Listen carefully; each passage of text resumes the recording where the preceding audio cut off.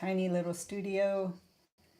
Let's get some light in here on this tiny little Greek island. Oh my goodness. There, at least so you can see me better. So I have been going through this stuff in my studio, pulling out old paintings and newer paintings as well, and just seeing all sorts of different things that I have been doing in the past few years.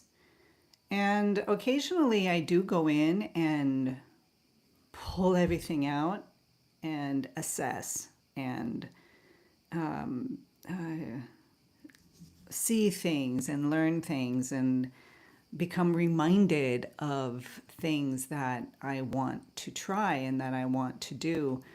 And one of them is a process that I haven't really worked with yet.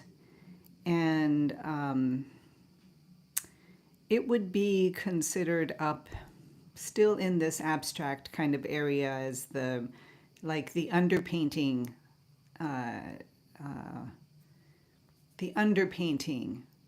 or the beginnings of the establishment of the canvas, of the composition, of the design, of the painting in general. And but rather than doing like your classic underpainting of just your darks and lights, I mean the very various values using, you know, one color like let's say burnt sienna, and going in and painting that in to get your first. It's not the blueprint that would be the notan of your painting, but they are, I don't know what it's called in the construction world when you're building houses or building something, right? But it's the actual plan that that you're going to do. And when you have the drawings, you know what it's going to look like. It's not just the basic design. It's with the lands, with the, you know, the land around the house and what the house is going to look like, and if it's got ceramic tiles or not, depending on what it is. So that's just kind of how I compare the two things that I'm talking about. So I came across this tonal thing, right? And it is basically an underpainting. You can see the burnt sienna, but as it moves into the background, it's going into a cooler. Here I'm using green. It's probably like a maybe a terracotta green. Is that the one I had? This does not look like Viridian, although I was using Viridian quite a bit a few years ago. So it's, you know, immediately, but I mean, what I really like about this is that it gives a great sense of depth immediately in the actual underpainting. And that's really quite helpful. And not only does it create a deep sense of depth, but it also has this looseness about it. I mean, this could almost be a painting as is, right? If I just did a few things, I think I'd just pull it off as a painting. And maybe just I would work in the foreground mostly to get the water and the waves and the crashing waves going, and a little bit more with the rock structures, those cliffs and the rocks, and just maybe leave the background as is. I could tone down the green a little bit, and it would work. It would work. Would it be a masterpiece? Definitely not. Not in not with the knowledge that I have for doing something like that. But it's just so nice to come in and look at your old trials, the old things that you thought that you would give it a go and see what happened. And it sparked my interest. It really has. It sparked my interest to maybe incorporate this somehow, because what I usually do is I find something that I'm excited about that I want to paint. I come in and kind of create in my mind how it might work, what I could do in this painting, the potential of this painting. Then I'll come in and do no-tans. I'll do some quick no-tan sketches to get the abstract design between the darks and the lights. And then I'll go in and do like a gouache color study or a three value sketch very quickly. A gouache color study takes longer, but if I do just like a value sketch and I just kind of know where the darks, the midtones, and the lights are going, I can pretty much go into the painting now. After so many years of doing this practice, but because the gouache study can take a while, a little bit longer, there's a possibility that I could incorporate this, doing a tonal study right on the canvas of, this tonal slash color study, kind of, sort of, if that makes any sense. And underpainting all in one go. And there's a certain quality to that. So let's say I do the no-tan and I have the basics of what I'm looking for, and then I can do like a three value sketch or something pretty quick, and then I just come in and do this.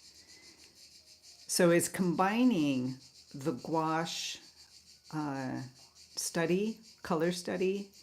It's combining the underpainting, and it's kind of moving it into a middle ground between the two. And so I'm curious if that is in fact what this would be. Thinking about trying it out to see what happens, to see how it might work. And I think I like it because there is somewhat of a letting go of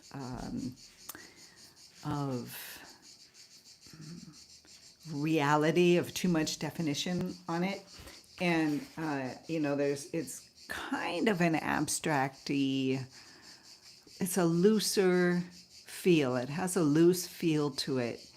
And I can be very tight in my painting, putting all the little pieces together in the right way. Even painting like these little oranges here, it's still an abstract process. I mean, it's on a two-dimensional surface. There's just different brush strokes that all play some kind of purpose. If you look up closely, it certainly does not look like an orange. It's only when you step away and take in the entire thing that you're like, oh, oranges. And so thinking about that, I've been wanting to loosen up a little bit in my landscapes and see what that feels like. Just kind of let go. The only thing that I know for sure, like I don't know if I'll be able to do it. I don't know if it'll work. I don't know if I'll even like it. But the only thing that I am certain I will discover is something new about my process, about who I am, about how I go about my painting, just because I pushed over my regular safe boundaries. And so that's this. This has come up and fluffed my feathers, so to speak, and I'm thinking about it. I've got a lot of figuring out what to do, how to do this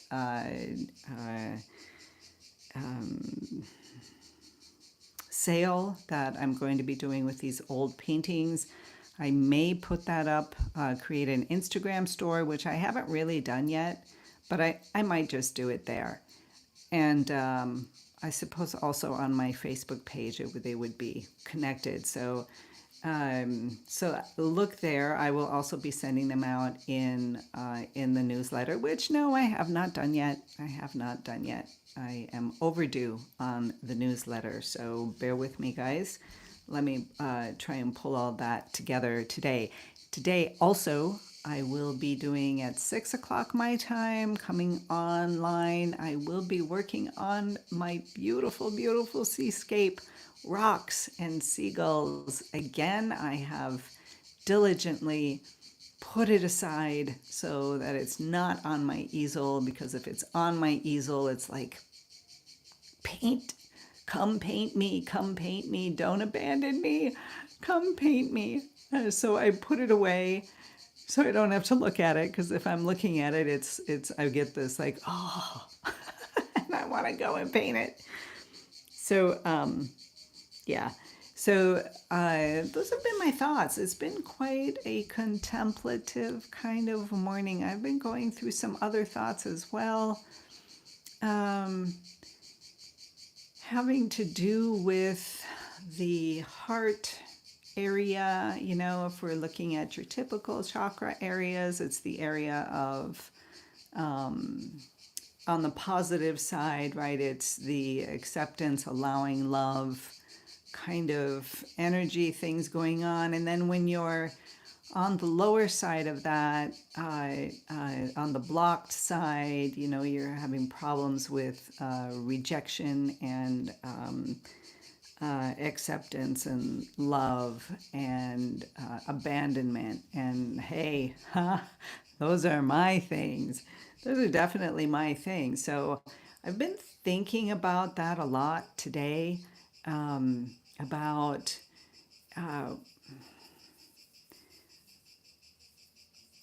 about what that really means. Like if I'm coming down through a painting process, so let's, you know, keep this on painting. We're not going to go into the chakras or into any kind of psychology or things like that, because I am not equipped in any of those areas to give you guys anything solid.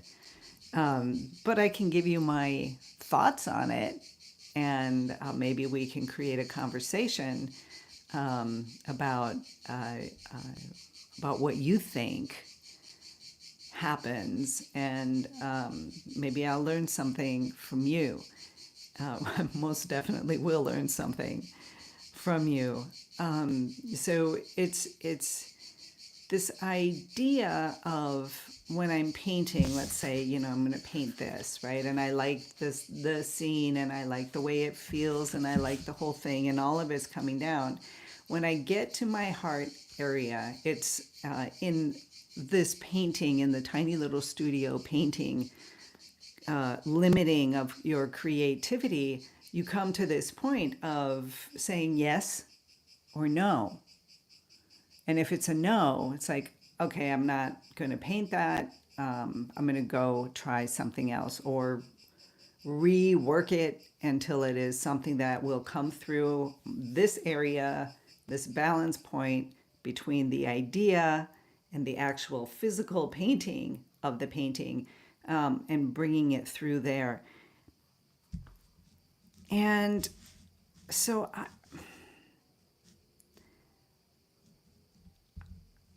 when I bring this down into my heart area, I have this sense of, yeah, yes, I like it, go for it.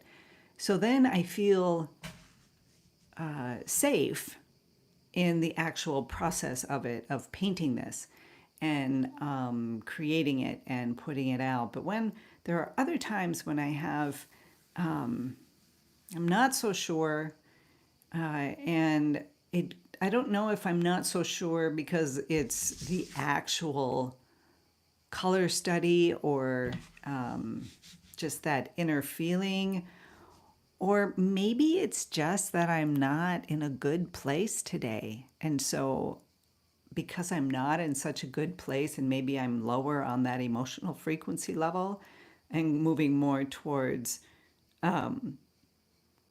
the shame or the guilt or the not being accepted, or I don't know, sometimes we just go to places like that. And so if I'm already in that state and I look at an idea, I may reject it based on that, but not really based on the clarity or the validity of what I have done here, let's say, or, in some other, like I was working on the tree idea. Maybe I look at it today and it's like, oh, whoa, oh, oh, Corby, my darling. Yay!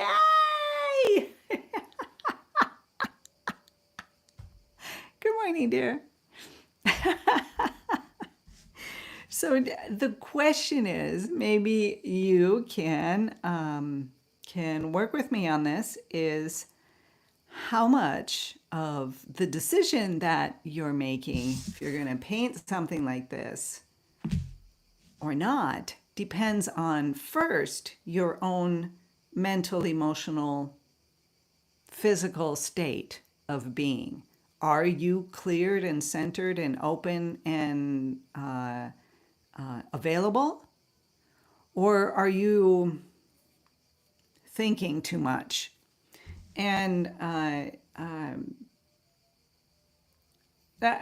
guess those have just been my thoughts today. And so just by going out again and cleaning up and going through old paintings, there's so much to think about. Now, let's be clear about something else. All of this stuff that I just talked about, if you're someone like my dear friend Corby, who would just go in and say, okay, this is what I'm going to paint. And she sits down and paints it. She doesn't need to think about it too much or do the whole thing. Am I right, my dear? Maybe we'll contemplate and think about it, because she is an incredibly contemplative, introspective woman, and I just adore her thought processes. Yeah, just go to it. Yeah. So I love that. I love that. So this it's a whole different process. Corby comes in with this completely different process, don't you, dear? I absolutely love it. And so it's by all means, if you're not like one of my kind of thinking and wanting to, do all the spiritual introspective connections first, you just go in and paint it. And if it works, it works. And if it doesn't, it doesn't. And believe me, that is the way to go. When you want to get a little bit more, I think for me, I go about this whole process for a deeper self understanding. It's my way of coming to understanding myself on a deeper level. So that also, if I let the thoughts in, I'd never do anything.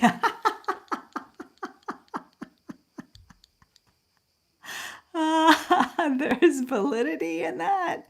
Definitely, definitely, definitely. So, Corby, if you dive in and just, let's say you have something like this and you want to try it, it's a new kind of approach to your painting, and this is a tonalist underpainting, which I don't usually do. I mean, I did it here and then I put it aside and then I just never touched it again. So you come in and do this tonalist kind of thing, a new idea. So, you know, you dive in and you just paint it. And the lessons and the introspection and all of the things that you're doing come to you anyways when you just dive in. I mean, the things that you need to learn, you're going to learn. It's going to happen. I'm assuming that that's kind of how it works, and because there have been times when I just go in and paint. Right, right. Thank you. So there have been times when I just go in and paint, and I'm not all contemplative and thinking and getting in connection with myself.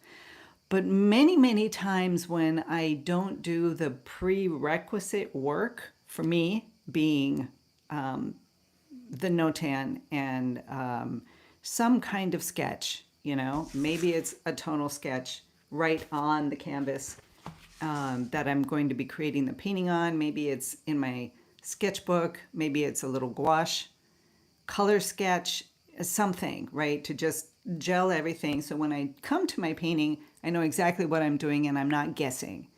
Because when I start guessing, I guess too much and begin to waver off and lose the focus, the initial intention of the painting.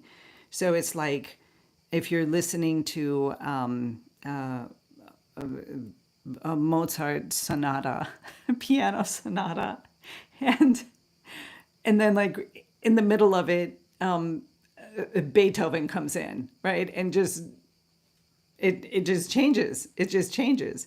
It might sound fine, right? You were listening to Mozart and suddenly it's Beethoven, but the original piece, the original sonata, was not played all the way through. And my purpose is to paint all the way through, from the idea and bringing it down and creating the painting and putting it out. And so when I used to just paint, like put a blank canvas up and just paint, I would do that, but I would make a lot of mistakes. I would get 3/4 of the way in and be, why did I do that? Because I hadn't given myself a foundation, a diving board to stand on and to bounce off from, to fly into that painting, right, into that pool or whatever.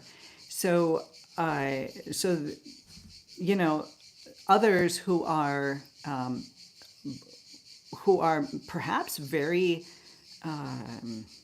solid in their presence in this life, right, in your life, if you're one of those solid people, sometimes it's more helpful to actually just go in and leave things to chance, because you need to have chance and maybe a slight bit of chaos while you're in the middle of your painting, be that energy or that spark that will expand you and move you forwards. And for me, it's the opposite, because I have too much of that movement, and I'm a little bit too flexible in my process.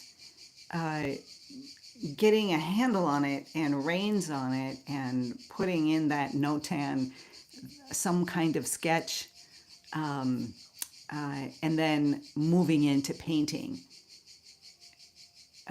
is, for me, my valid approach. And gosh, you guys, everybody has their own pathway through it, right? And there's no right or wrong, and I don't care what other artists tell you.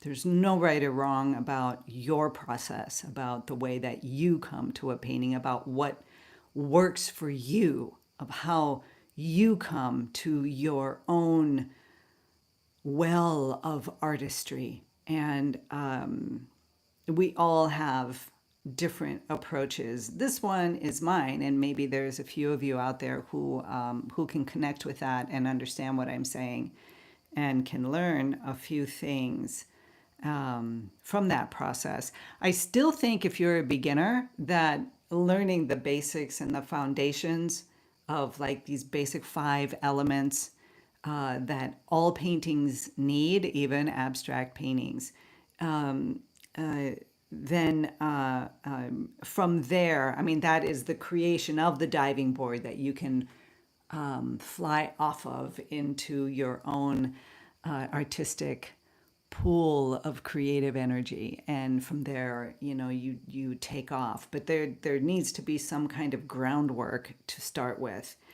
So I guess I still support that.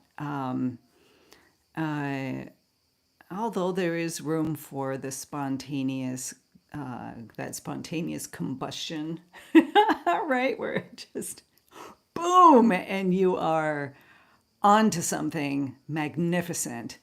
I think that's a far and few kind of element. I don't think it happens very often. And in other words, I don't think it does.